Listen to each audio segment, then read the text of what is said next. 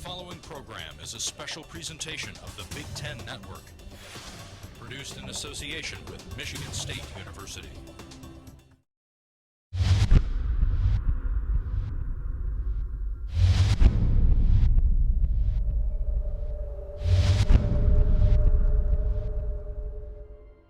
There is a lot of history here at Michigan State University.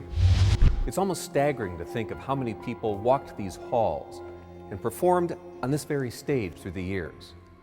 More than 150 years of history lingers in this place. The question is, how much of that history, how many of those people are still with us? We often hear stories of alumni and people who moved through campus that never really wanted to move on, that never really wanted to leave.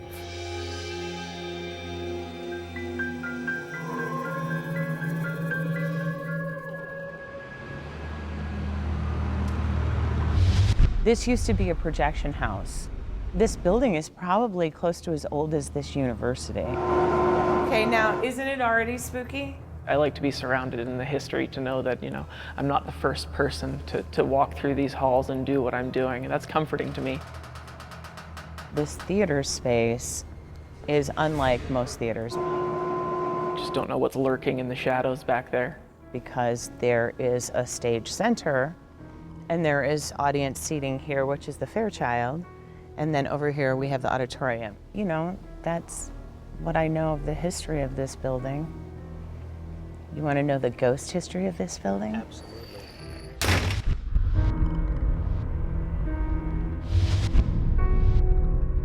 My mind plays tricks on me. Absolutely. The people who work here, most of them do not believe in ghosts. So there have been stories and things that have happened, but most of them attribute it to the building's old. For walking through at night and everything's turned off, you've got to go hunting for a light switch. So that really kind of makes a game of, okay, I'm going to walk through this really darkened hallway and try to get to a light switch as quick as I can. But there are some stories and one-on-one experiences that people have had in this building that I feel can't be explained.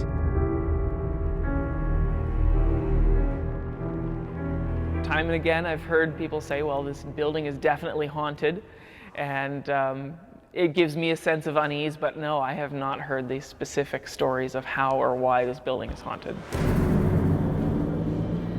There is definitely a truth to the fact that a stagehand died in this building, and there is reports of a man in overalls being seen up in the projection booth, and then people go up to see who it is who's up there, because there shouldn't be anybody up there, and there's nobody there.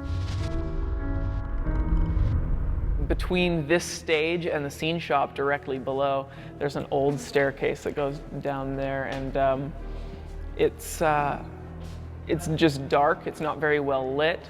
There's a cage surrounding it, this big steel cage.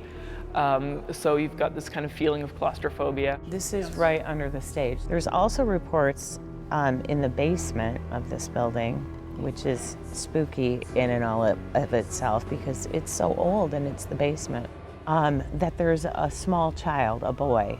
And I've also had people tell me about a little girl, that they've seen an image of a little girl, but more about the boy, because they say that you can hear him riding a tricycle up and down the hallways down in the basement. And you go to look to see what that sound is or who it is, and there's nobody there.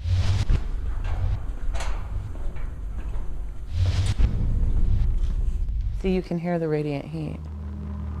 It can be pretty intimidating. It's a very big building with lots of dark corners. The Juilliard School of Music at one time performed on this stage. And during the performance, there was whistling. Now, there were house managers here. Everybody in the audience was silent. The music was playing. The whistling was coming from underneath the stage. Juilliard was so upset that they stopped the show and they walked off. So the old stagehands who were here working that show, everybody immediately went to try and find who was whistling. they could find nobody. There's that whistle. The stagehands report hearing footsteps in the basement between two rooms, like a stretch of a hallway. And they've heard it over the years over and over again. And they go to investigate and nobody's there. He saw this ghost radar app, although I'm not thoroughly convinced, but I'm not thoroughly not convinced that it's just random words. Kind of hold it while we walk around and see if we find anything. Sounds good.